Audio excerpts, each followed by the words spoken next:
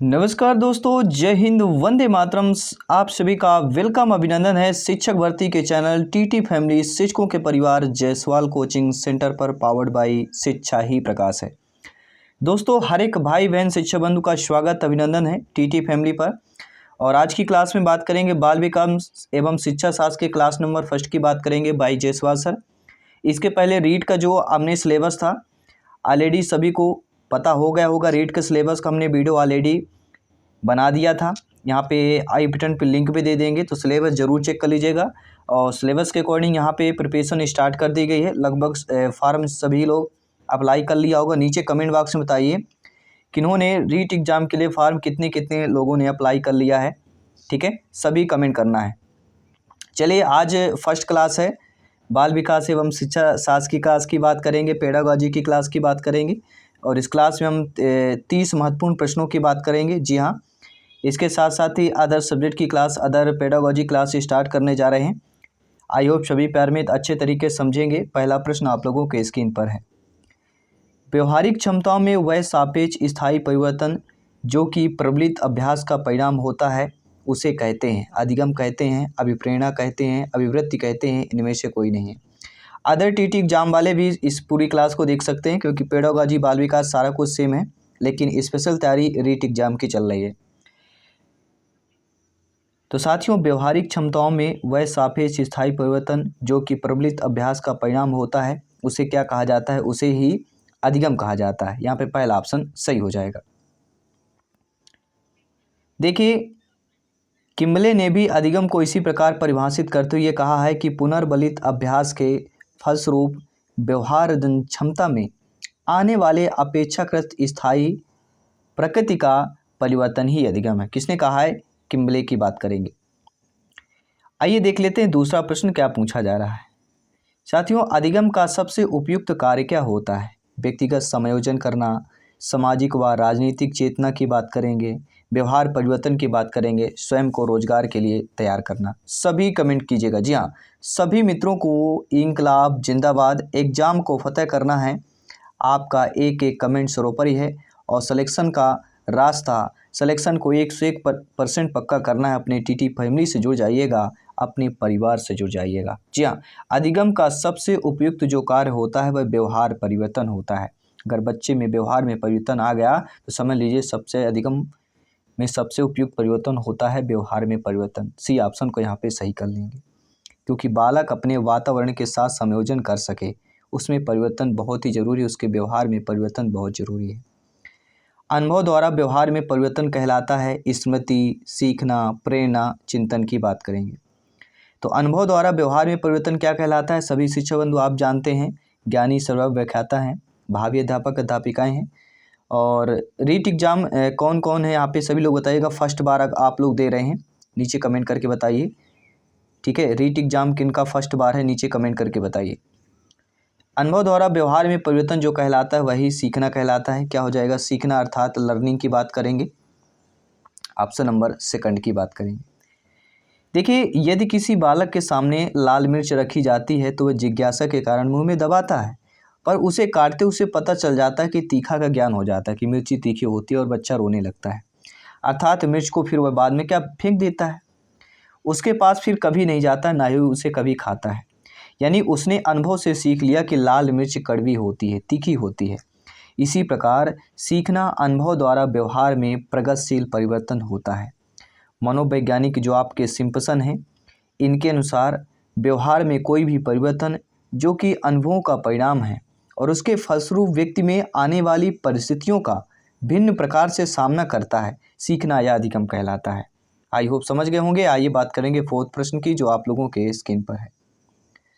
सीखने का सर्वाधिक उपयुक्त अर्थ क्या होता है? कौशल का अर्जन करना, ज्ञान अर्जन करना, व्यवहार में परिवर्तन करना, या व्यक्तित्व समायोजन की बात करेंगे। जी हाँ, सभी कमेंट कीजिएगा।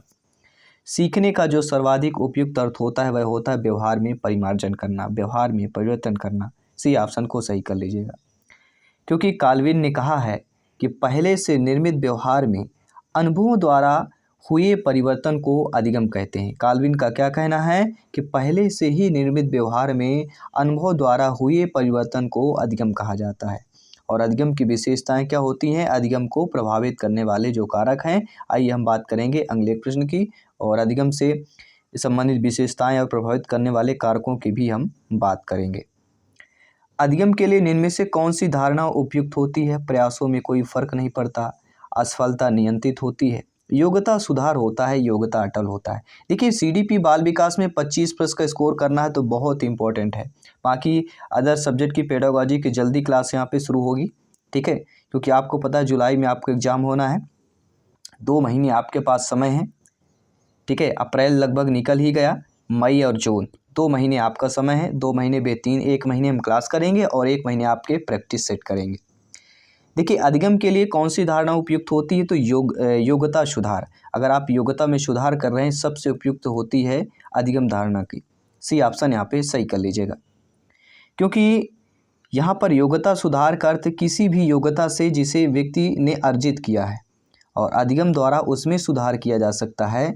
मार्गन और गिलीलैंड ने कहा भी है और इस पर स्पष्ट करते हुए बोला है कि अधिगम या सीखना जो होता है अनुभव के परिणाम स्वरूप प्राणी के व्यवहार में कुछ परिमार्जन या सुधार होता है, जो कम से कम कुछ समय के लिए प्राणी द्वारा जो है धारण किया जाता है, और इससे भी अधिगम की धारणा योग्यता सुधार के रूप में स्पष्ट हो जाती है।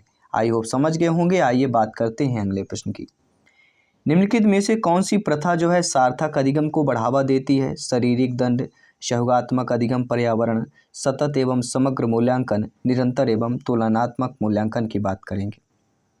नीचे आपका कूट दिया गया है कि कौन कौन सा आपको सही करना है, ठीक है। ए में आपका दिया गया है फर्स्ट सेकंड थर्ड, बी में दिया गया है थर्ड सेकंड फोर्थ, और आपका सी में दिया गया है फर्स्ट सेकंड, और डी में दिया गया है सेकंड और थर्ड। देखिए साथियों, कौन सी जो प्रथाएं हैं सार्थक अधिगम को बढ़ावा देती हैं, तो एक होता है सहयोगात्मक अधिगम पर्यावरण होता है, और दूसरा होता है सतत एवं समग्र मूल्यांकन, अर्थात दूसरा और तीसरा। देखिए निम्नलिखित प्रथाएं जो सार्थक अधिगम को बढ़ावा देती हैं, एक है आपका सहयोगात्मक अधिगम, वातावरण और सतत एवं समग्र मूल्यांकन, अध्यापक की संरचनात्मक भूमिका, रोचक पाठ्य सामग्री की बात करेंगे, ठीक है, जो आपका इस पे नहीं दिया गया है, लेकिन ये भी आपका अगर ऑप्शंस पे दिया रहेगा तो ये भी आपका ऑप्शन सही माना जाएगा, ठीक है। चलिए आइए बात करते हैं 7वें प्रश्न की। बालकों का अधिगम सर्वाधिक प्रभावशाली होगा जब पढ़ने लिखने एवं गणितीय कुशलताओं पर ही बल होगा। बालकों का संज्ञानात्मक भावात्मक तथा मनोचालक पक्षों का विकास होगा, या शिक्षण व्यवस्था एकाधिकारवादी होगा, या शिक्षक अधिगम प्रक्रिया में आगे होकर बालकों को निष्क्रिय रखेगा। देखिए बालकों का अधिगम सर्वाधिक प्रभावशाली तभी होगा जब बालकों का संज्ञानात्मक, भावनात्मक या भावात्मक एवं मनोचालक पक्षों का विकास होगा। बी ऑप्शन सही हो जाएगा, ठीक है। तो बालकों में सर्वाधिक प्रभावशाली कब हो जाएगा, जब बालकों में संज्ञानात्मक, भावात्मक, मनोचालक पक्षों का विकास होगा। बी ऑप्शन सही कर लीजिएगा। 8वां प्रश्न स्क्रीन पर दिया गया है कि निम्न में से कौन सी अधिगम की एक विशेषता नहीं है। देखिए अधिगम की विशेषता अभी हमने जस्ट पिछले क्वेश्चन में बात किया था कि अधिगम की विशेषता और इसकी क्या है कारक, इनसे संबंधित कारक जरूर पूछा जाता है। देखिए आप जानते हैं अधिगम एक लक्ष्योन्मुख प्रक्रिया होती है, अधिगम प्राणी की अभिवृद्धि होती है, अधिगम व्यवहार में अपेक्षाकृत स्थायी परिवर्तन होता है, लेकिन अधिगम का अवलोकन प्रत्यक्ष रूप से किया जा सकता है। यह कथन हमारा अधिगम के संबंध या अधिगम की विशेषता नहीं होगी, इसलिए according to questions right option number first कर लेंगे। आई होप समझ गए होंगे। देखिए योकम और सिम्पसन के अनुसार सीखने की समान विशेषताएं उन्होंने बताई हैं। पहला होता है अधिगम अभिवृद्धि अर्थात ग्रोथ की बात करेंगे, अधिगम समायोजन की बात करेंगे, अधिगम लक्ष्योन्मुखी प्रक्रिया की बात करेंगे, अधिगम व्यवहार में अपेक्षाकृत स्थायी परिवर्तन है, अधिगम विवेकपूर्ण व सृजनशील होता है, अधिगम व्यक्तिगत व सामाजिक दोनों रूप में होता है, अधिगम अनुभवों का संगठन या अधिगम क्रियाशील होता है, ठीक है। तो आई होप समझ गए होंगे। आइए बात करते हैं अगले प्रश्न की। साथियों अगला प्रश्न, निम्नलिखित में से कौन सा विकल्प जो है अधिगम के संबंध में सही नहीं दिया गया है। देखिए अधिगम एक संयोजन होता है, अधिगम विकास है, अधिगम परिपक्वता है, लेकिन अधिगम सिर्फ ज्ञान प्राप्ति है, ये आपका कथन सही नहीं दिया गया है, ठीक है, अधिगम के संबंध में। According to questions B option हमारा सही हो जाएगा। अगला प्रश्न आइए देख लेते हैं। 10वां प्रश्न जो स्क्रीन पर क्या पूछा जा रहा है आप लोगों के स्क्रीन पर है कि अधिगम के लिए क्या आवश्यक होता है। स्वानुभव होता है, स्वचिंतन होता है, स्वक्रिया होता है या उपयुक्त सभी हो जाएगा। आप सभी शिक्षक बंधु हैं, भावी अध्यापक अध्यापिकाएं हैं, आपके लिए जानना बहुत ही ज़रूरी है। आपका फीडबैक बहुत ही इम्पोर्टेंट हो जाता है। तो अधिगम के लिए स्वानुभव भी जरूरी होता है, स्वयं चिंतन करना भी और स्वयं क्रिया करना भी, अर्थात उपरोक्त सभी यहाँ पे डी ऑप्शन साथियों सही हो जाएगा। ठीक है, स्वानुभव, स्वचिंतन, स्वक्रिया, निर्देशन और फिर अंत में होता है परामर्श। ये आपका होती है क्या, अधिगम के अर्थ सीखना है जो आपके स्वानुभव, स्वचिंतन, स्वक्रिया, निर्देशन, परामर्श, इन 5 शब्दों को याद कर अपने माइंड पर स्टोर कर लीजिएगा। ठीक है, आई होप समझ गए होंगे। आइए बात करते हैं अगले प्रश्न की। इनमें से कौन सा उदाहरण अधिगम को प्रदर्शित करता है। हाथ जोड़कर अध्यापक का अभिवादन करना, स्वादिष्ट भोजन देखकर मुंह में लार का आना, चलना, भागना, फेंकना 3 से 5 वर्ष की अवस्था में, या इनमें से सभी। देखिए, ऐसा उदाहरण जो अधिगम को प्रदर्शित करता हो तो हाथ जोड़कर अध्यापक का अभिवादन करना, यह हमें अलग से इन सभी से हमें अलग लग रहा है, डिफरेंट लग रहा है। वैसे उपरोक्त सभी वाला भी ऑप्शन दिया गया है आपके एक लालच के तौर पर। जी हाँ, उपरोक्त सभी जब भी ऑप्शन आता है मन में एक लालच आती है, बस यही सही होगा, और प्रश्न हम पढ़ते नहीं हैं और यही गलती हम कर जाते हैं, और इन्हीं गलती को सुधार करना है। CDP बाल विकास में 25+ का स्कोर प्राप्त करना है। तो ऐसा उदाहरण जो अधिगम को प्रदर्शित करे तो हाथ जोड़कर अध्यापक, अगर आप बालक बालिकाएं अभिवादन कर रहे हैं तो इससे पता चलता है अधिगम को प्रदर्शित कर रहा है। बाकी स्वादिष्ट भोजन से कि चलना, भागना, फेंकना, ठीक है, ये सारी चीज़ें थोड़ा कम है, लेकिन पहला ऑप्शन यहाँ पे सही हो जाएगा। ठीक है, क्योंकि किसी बच्चे को कार्य करने के तरीकों को बताया जाए और छात्र उसी तरह व्यवहार करे तो छात्र अर्जित ज्ञान या व्यवहार अधिगम कहलाता है। हाथ जोड़कर अध्यापक का अभिवादन करना बच्चे के द्वारा सीखा जाता है, बताया जाता है कि अपने बड़ों का सम्मान करना चाहिए। ठीक है, अगला प्रश्न है, इनमें से कौन सा कथन जो है सीखने की प्रक्रिया की विशेषता नहीं मानेंगे कि शैक्षिक संस्थान ही एकमात्र ऐसा स्थान है जहाँ अधिगम प्राप्त होता है। सीखना एक व्यापक प्रक्रिया है, सीखना लक्ष्योन्मुखी होता है, या अन्य अधिगम भी सीखने की एक प्रक्रिया है।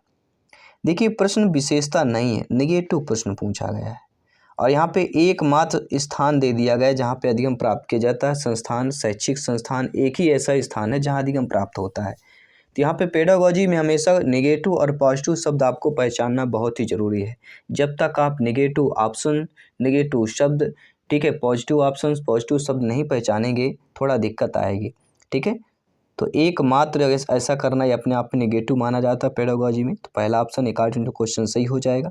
ठीक है, क्योंकि सीखने की प्रक्रिया की जो विशेषताएं होती हैं वह सीखना एक व्यापक प्रक्रिया है, सीखना लक्ष्योन्मुखी होता है, अनधिगम भी सीखने की प्रक्रिया होती है, सीखना अनुभवों का संगठन होता है, सीखना जो होता है संपूर्ण जीवन काल तक चलता है, और यह सार्वभौमिक होता है, ना कि शैक्षिक संस्थान ही एकमात्र ऐसा स्थान है जहाँ अधिगम बच्चे प्राप्त कर सकते हैं या हम आप सभी प्राप्त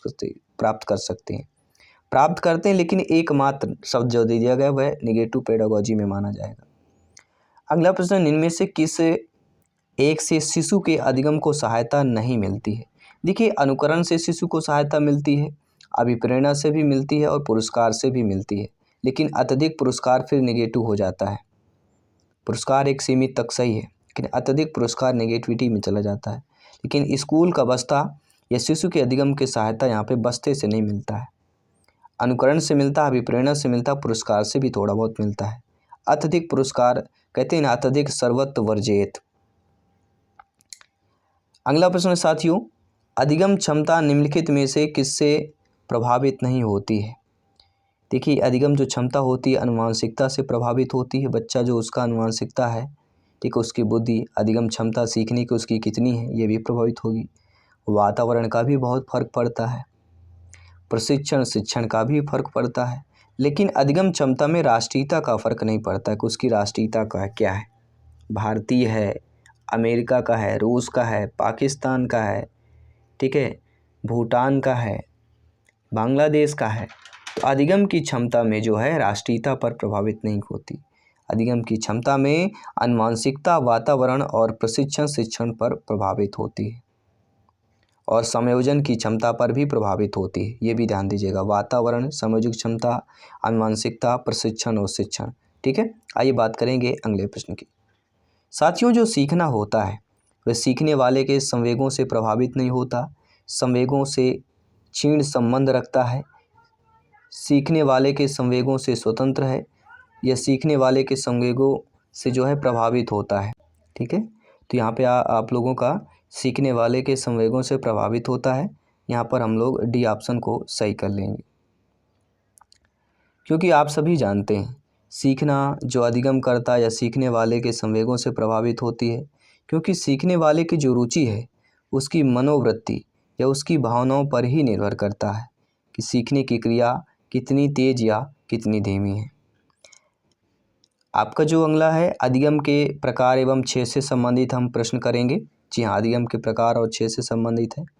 साथियों, गैगने के अधिगम सोपान का जो सही क्रम क्या है? जी हाँ, गैगने ने सोपान के सही क्रम आपका दिया है, बताया भी है कि नियम, अधिगम, संप्रत्यय अधिगम, समस्या समाधान, संप्रत्यय अधिगम, समस्या समाधान, नियम अधिगम, संप्रत्यय अधिगम, नियम अधिगम, समस्या समाधान, नियम अधिगम, समस्या समाधान, संप्रत्यय अधिगम होता है। तो अधिगम के प्रकार और क्षेत्र में जो आपका पहला प्रश्न है कि गैगने के अधिगम सोपान का जो सही क्रम होता है वह क्या होता है? तो संप्रत्यय अधिगम, नियम अधिगम और अंत में होता है समस्या समाधान। सी वाला ऑप्शन सही हो जाएगा। ठीक है, आइए बात करेंगे अगले प्रश्न की। देखिए, समस्या समाधान अधिगम में उच्च होता है, इसके बाद नियम, संप्रत्यय, बहुविभेद, शाब्दिक अधिगम, श्रृंखला अधिगम और उद्दीपक अनुक्रिया अधिगम और संकेत अधिगम। तो उच्च में क्या होता है? समस्या समाधान अधिगम होता है। अगला प्रश्न रिक्त स्थान भरना है कि गैने के अधिगम पदानुक्रमिक में अधिगम की सर्वोच्च अवस्था कौन सी होती है? अभी हमने पिछले क्वेश्चन में डिटेल के साथ पढ़ा है। संकेत अधिगम, शाब्दिक अधिगम, श्रृंखला अधिगम, समस्या समाधान अधिगम। तो अभी हमने पढ़ा था कि समस्या समाधान अधिगम सबसे यह पदानुक्रम में सर्वोच्च अवस्था कहलाती है। तो डी ऑप्शन यहाँ पे हम सही कर लेंगे। ठीक है, समस्या समाधान अधिगम सर्वोच्च हमने उच्च में पढ़ा था।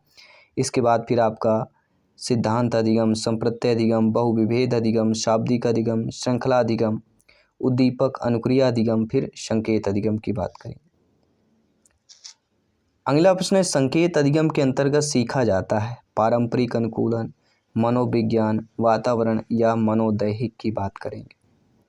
संकेत अधिगम के अंतर्गत क्या क्या सीखा जाता है? तो पारंपरिक अनुकूलन सीखा जाता है। पहला ऑप्शन यहाँ पे सही कर लीजिएगा।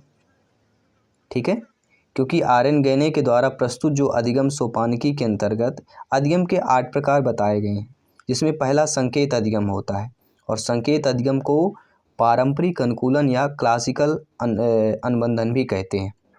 ठीक है, चलिए तो ये भी जान लीजिएगा, क्लासिकल अनुबंधन या पारंपरिक अनुकूलन संकेत अधिगम को जाना जाता है अन्य नामों से। निम्नलिखित में से कौन सा अधिगम का क्षेत्र नहीं है? तो देखिए, संज्ञानात्मक अधिगम का क्षेत्र होता है, भावात्मक भी होता है, क्रियात्मक होता है, लेकिन आपका आध्यात्मिक जो है यह अधिगम का क्षेत्र नहीं होता है। तो according to question D option हम यहाँ पे सही कर लेंगे। ठीक है, अधिगम के मुख्यतः 3 क्षेत्र होते हैं, संज्ञानात्मक, भावात्मक और क्रियात्मक। आध्यात्मिक अधिगम भाग नहीं होता, यह होता है सामाजिक एवं पारिवारिक परिवेश का क्षेत्र कहलाता है आध्यात्मिक अधिगम की बात करें अगर। निम्नलिखित में से कौन से सीखने का क्षेत्र है? तो सभी परिचित होंगे, सीखने का क्षेत्र जो होता है व्यावसायिक, अनुभविक, भावात्मक या आध्यात्मिक होता है। तो साथियों, कौन सा सीखने का क्षेत्र है? तो भावात्मक जो है यहाँ पे सीखने का क्षेत्र हो जाएगा, क्योंकि अधिगम जीवन पर्यंत चलने वाली प्रक्रिया होती है। व्यक्ति अपने पूरे जीवन काल में अनुभव प्राप्त करता है और प्राप्त अनुभव से ही अपने ज्ञान में वृद्धि करता है और यह ज्ञान की वृद्धि संज्ञानात्मक, भावात्मक और क्रियात्मक क्षेत्र में होती है। अगला जो चैप्टर रहेगा अधिगम के वक्र तथा पठार से संबंधित हम प्रश्न करेंगे।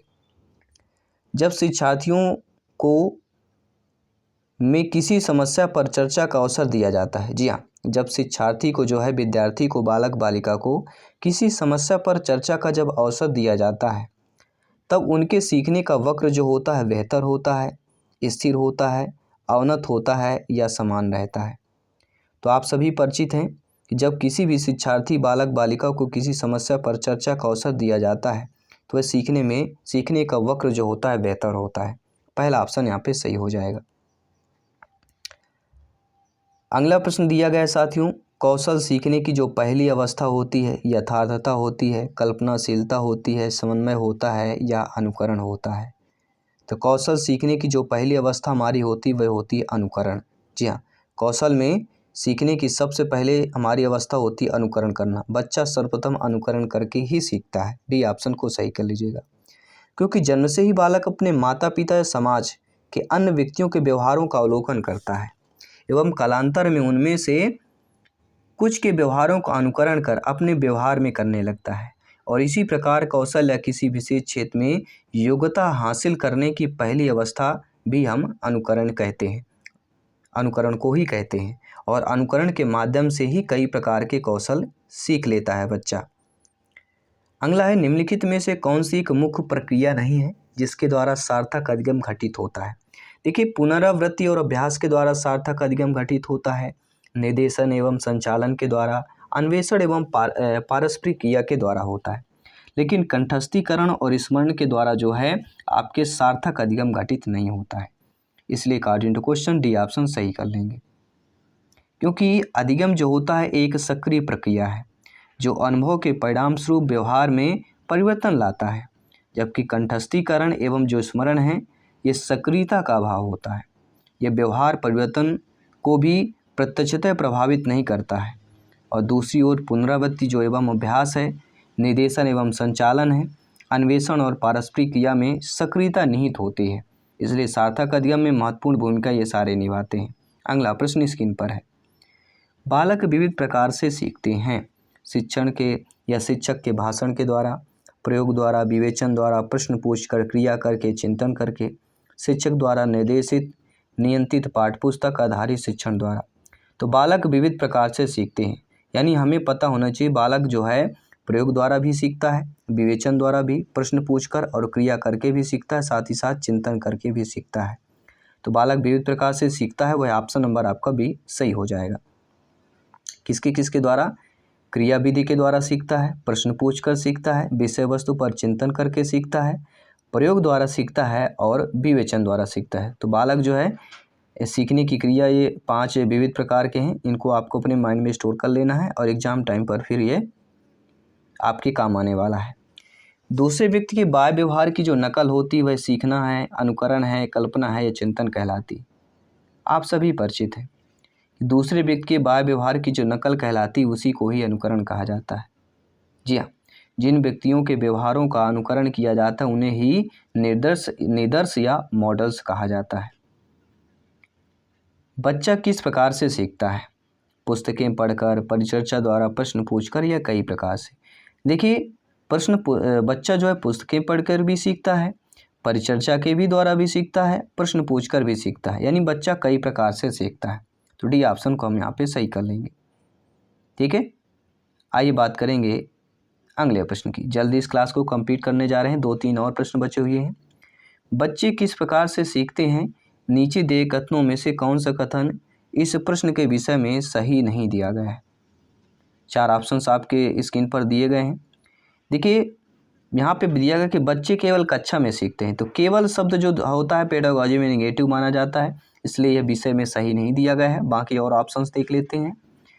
बच्चे तब सीखते हैं जब वे संज्ञानात्मक रूप से तैयार होते हैं। बिल्कुल सही बात है। बच्चे अनेक प्रकार से सीखते हैं, ये भी सही है। बच्चे सीखते हैं क्योंकि वे स्वाभाविक रूप से प्रेरित होते हैं।